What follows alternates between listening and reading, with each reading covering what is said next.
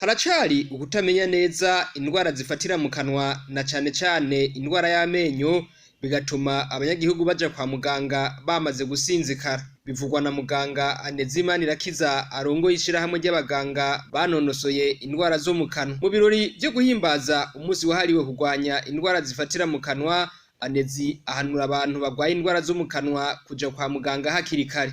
Mu kuvura iyo ngwara ikiduteye intambamye nuko abanyagihugu batazi iyo ngwara ingene itangura, usanga bashika ibintu byaramaze kurenga igihe, ugasanga rero biragoranye kugira ngo dushobore kubatunganyiriza, kuko twifuza yuko ayo menyo baba baje kuvuza tuyabungabunga mu buryo bwo kuyahoma, mu buryo bwo kuyagumizayo, ariko bo tugasanga baje amazi yararenze inkombe, hageze yuko tuyakura, ugasanga umuntu amaze gushikana imyaka yisununiye gatoyi, amenyo yaramaze kumuherako kuko atarazi ko hari ubundi buhinga bwo kuyagumana.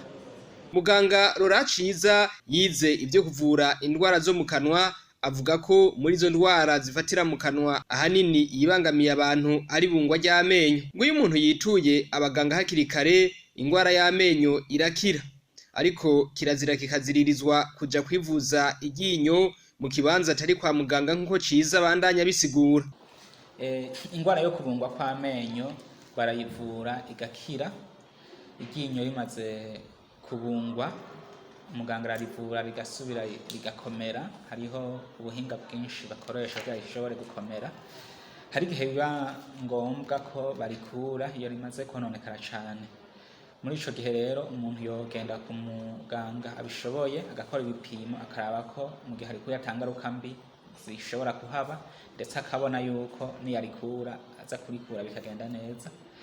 Kugenda kwikuza iryinyo ku muntu atabifisemwo ubumenyi n'ubuhinga si vyiza, kuko harakunda kuba ingorane ugasanga barashoboye kurimukura ariko barikuye nabi, hama rikabandanya ritera izindi ngorane cane, umuntu akagerageza kuja kwa muganga aremvye. Hari n'igihe agenda bakamukura iryinyo ariko bakamukura iritariryo. Iyindi ngorane ishobora gushika ni mu gihe bariko bamuvurira mu kibanza kitabigenewe, bakoresha ibikoresho bitabigenewe. Muri ico gihe barashobora kumwandukiza izindi ngwara atari yiteze, canke ibikoresho bariko bamuvuza bakaba bamenye babikoresha ku wundi mugwayi, ntibakoreshe ubuhinga bubereye bwo kubisukura ngo bice imigera yose y'ingwara yoba yashizweko. Ugasanga rero ingwara ivuye ku muntu umwe yimukiye ku wundi kubera ko ibikoresho bitashoboye kugirirwa isuku rikwiye. Uwize kuvura indwara zifatira mu kanwa ahanura abantu kwama bagirira isuku amenyo yabo, na cane cane iyo bahejeje gufungura ibifungurwa birimwo isukari nyinshi. Basaba kandi ubushikiranganji bw'amagara y'abantu guhimiriza kugira ngo indwara zo mu kanwa zivugwe, zongere zigwanywe amazi atararenga inkombe.